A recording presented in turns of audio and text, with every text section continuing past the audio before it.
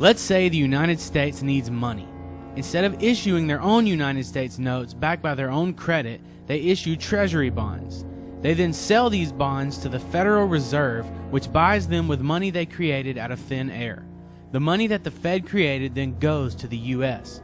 The U.S. then pays interest on the money that the Fed lent to the Treasury.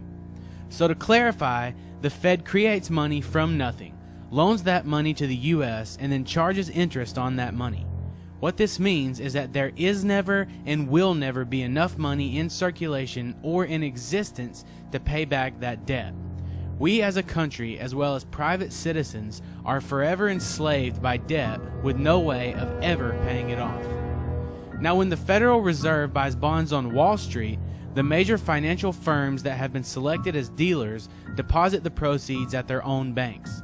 Fed rules require banks to keep 10% of their deposits in reserves, but the bank is free to issue loans equal to the remaining 90%. Let's say the Federal Reserve buys a $1,000 bond.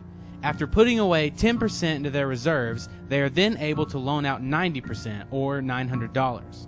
Since the original $1,000 is still on deposit, the $900 in loan proceeds is more new money, money created out of nothing. A total of $1,900 of new money is now available in the economy. Now the person that took the $900 loan spends that money. The payee then deposits the $900 into their bank account, and once again, reserves and deposits increase. This process goes on until that original $1,000 bond, which was created from nothing, becomes $10,000, making this one full-fledged debt machine while also devaluing the dollar.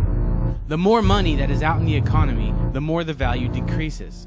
There's no wonder that since the implementation of the Federal Reserve in 1913, the dollar has lost over 95% of its value.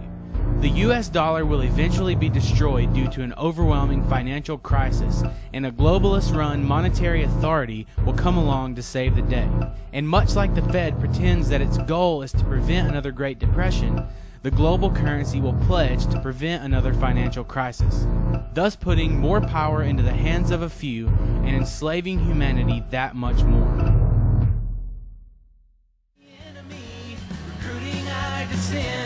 That's the way of the U.S. government. Just like Benjamin Franklin said, if you sacrifice your liberty for security, then you're a patriot. Or something like that.